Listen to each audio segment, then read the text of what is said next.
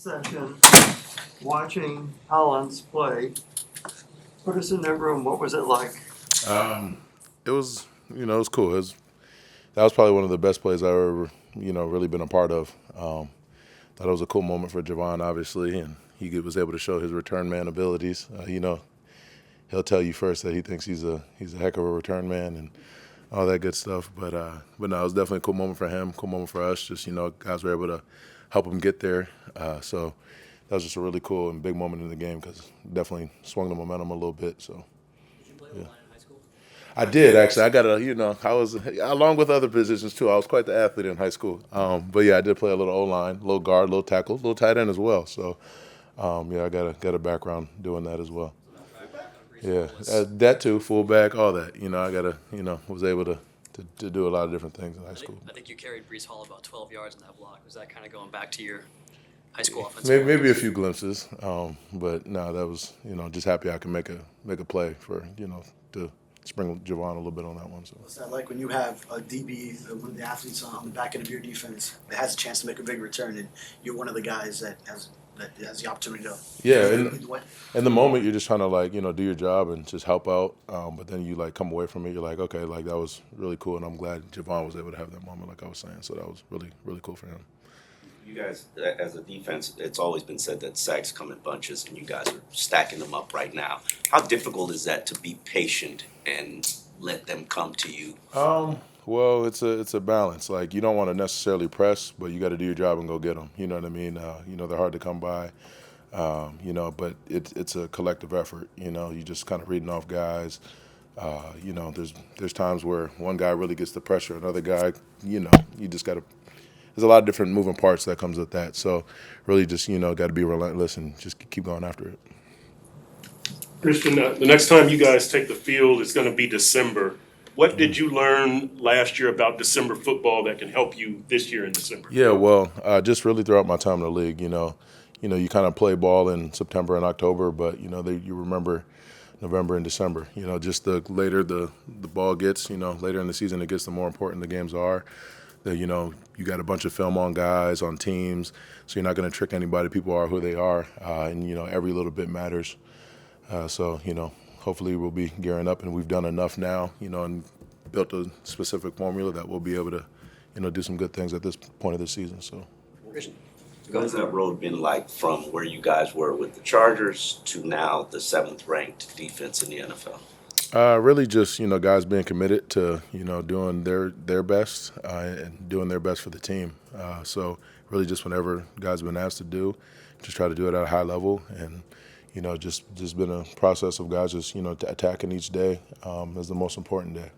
How is, if you see him at all, Jaylen Phillips been his spirits? Yeah. And what does that loss mean to the defense? Yeah, obviously that whole situation sucks for Jaylen because he was just playing some really good ball, and just to see his growth from year one till now, it's just great to see because it's my little brother and whatnot, and I got a lot of love for Jaylen and the things he do, and he's a inspirational player in the sense he just plays so hard and relentless. So you see him doing that, you're like, all right, I got to up my standard, and it's contagious throughout the defense. So that's obviously tough for us there, but we got guys who'll be able to do a really solid job. But yeah, just obviously a tough situation with him. Career high in sacks and counting now for you. Is there one trait you could point to that you think has really taken another step from where you were previously as a pass rusher that you've kind of taken to the next level to get to the career high? I'm always just working on my game constantly. I'm never a finished product at any point in that I'm playing, any point of the seasons and anything like that. I'm never a finished product, so I'm always just working on improving in little things. And I'm not really focused necessarily on that specifically. I'm just trying to do what I can for my teammates, and I'll look up at the end. What will make this December different than last December for this team? What is different?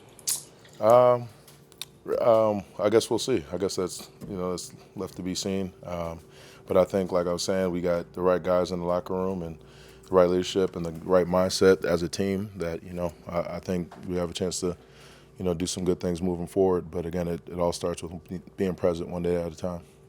I asked Mike about Jeff Wilson kind of giving the pregame speech to you guys before you broke for warm-ups, and he talked about how he's really like a spark plug for the locker room. I was curious as do the captains decide who speaks to the team before? Or how does that kind of come about? It's kind of just like a vibe thing, but it's nice when Jeff gets in there because he's a psycho, man. I love Jeff, love hearing from him, and he's all ball, and I don't know who pisses him off before every game or before he touches the ball, but it's fun. It's a fun thing to watch him play. So yeah, it's just an energy vibe thing, before we do that. So. Christian, with the sacks and the interceptions recently, this defense has really been a playmaking and game-changing unit with Javon's interception. Are you aware of that, and does it make a difference when you take the field? Like again, you're kind of just focused on like play by play. Like I don't know, I'll just be so locked in. I'm not really like, I can see when someone makes a good play, or I'm not like necessarily thinking like, oh, this is, I'll just kind of take it play by play, and you don't really realize stuff as it's kind of happening. You're just like locked in. All right, on to the next. But I guess we're doing all right. I don't know. But you're aware of like Jaylen Ramsey's interceptions and when they happen. Yeah, and then like kind of when you take a minute and like watch the film afterward and see, you're like, oh, that was actually like really impressive, or like, you know what I'm saying, or that's a cool moment, or whatever it is. Yeah. When you get a guy like Jaylen Ramsey or Tyreek Hill, when I covered the Heat before Shaq came there. When Shaq got there, it was like they walked into the building differently. Yeah.